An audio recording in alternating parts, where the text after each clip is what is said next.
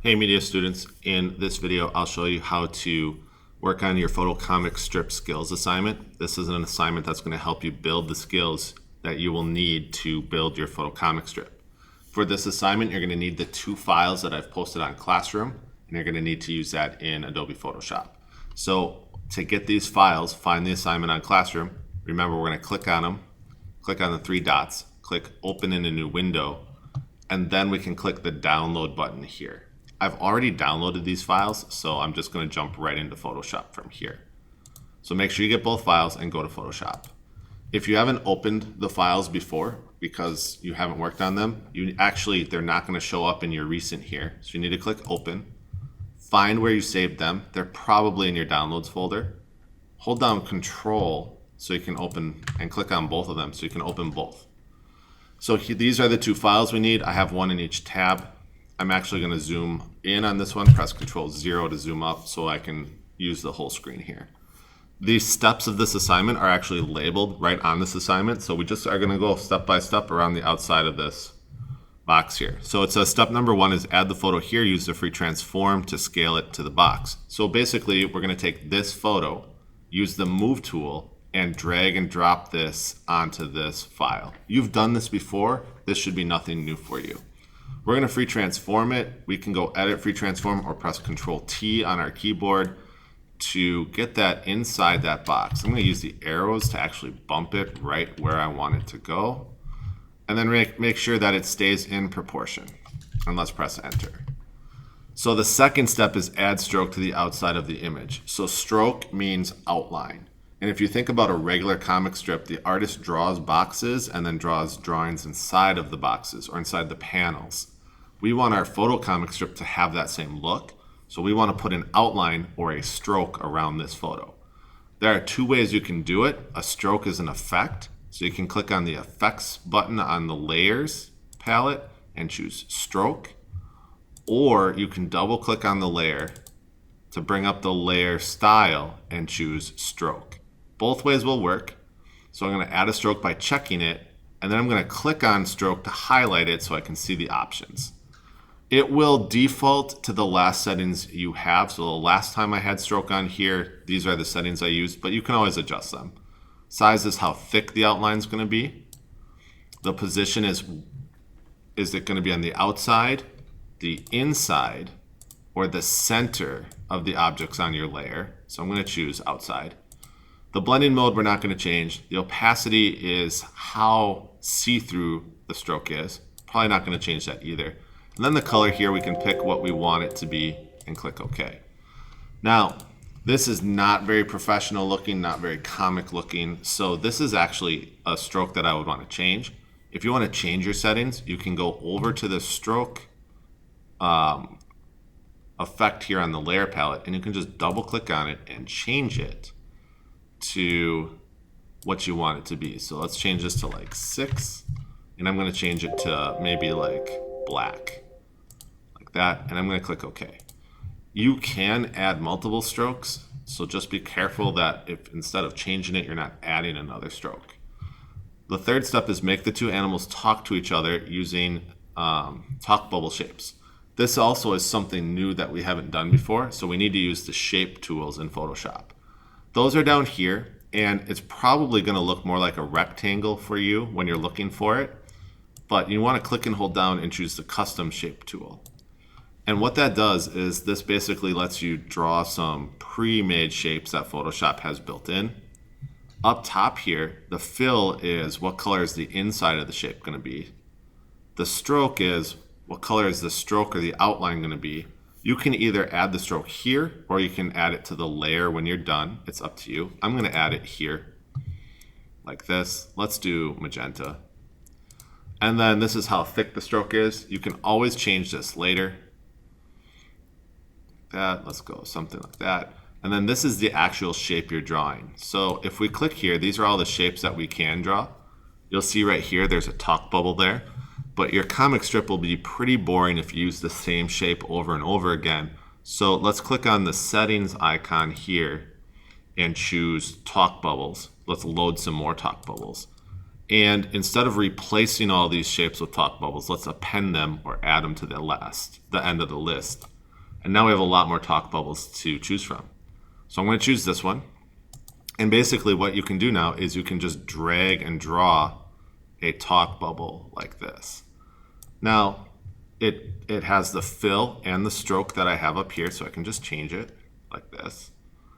And if you want to, if you don't have it like matching up where you want, like let's say I want it to be down here, I can just click the move tool and drag it. I can also use free transform to make it go the other way, to drag it down this way so it goes down here like that. So basically we're going to arrange this the way we want. I'm going to go like this, and I'm going to click on the the move tool here to apply that setting.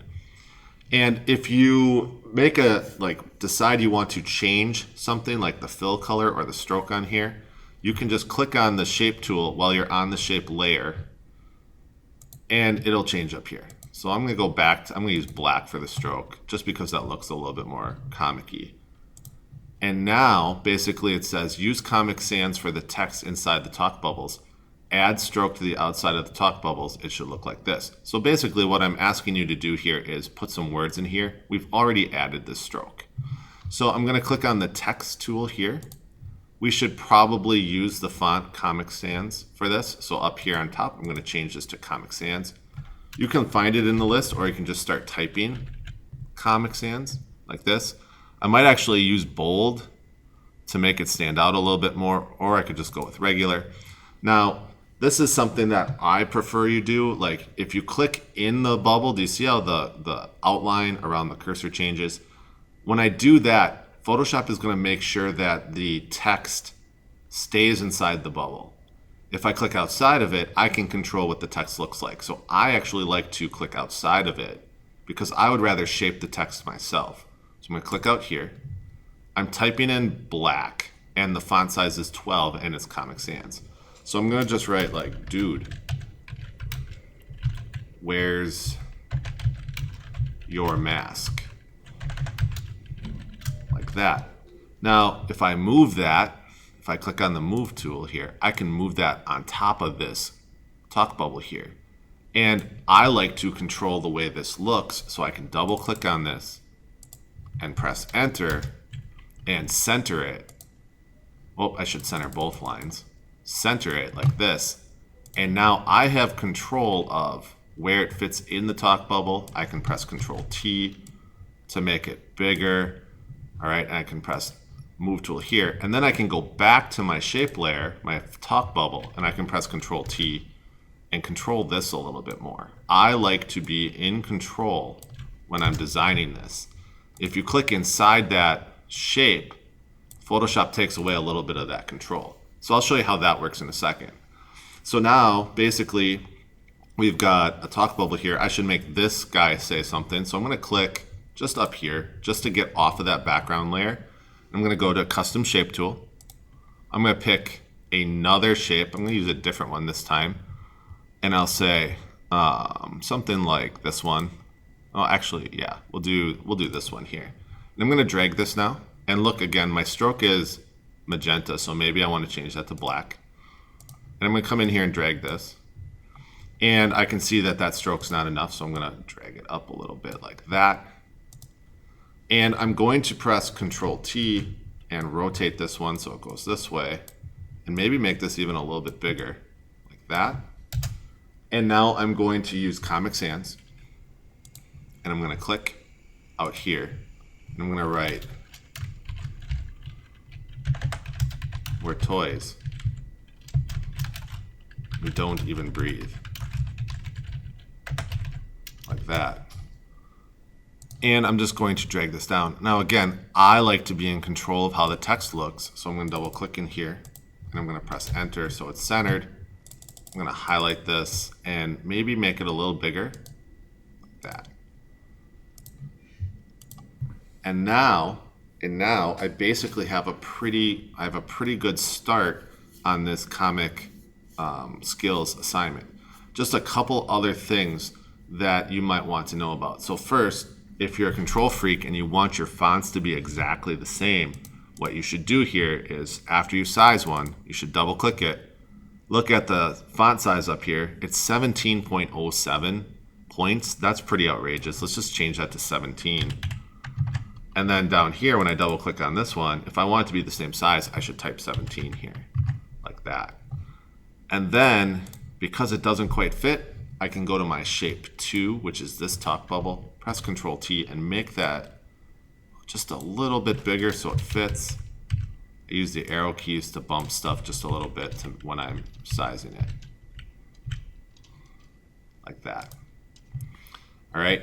Now, the other thing you could do, the other thing you might want to check is go to your shape layer and go to the shape tool and make sure that your stroke is the same. This one is 3.8.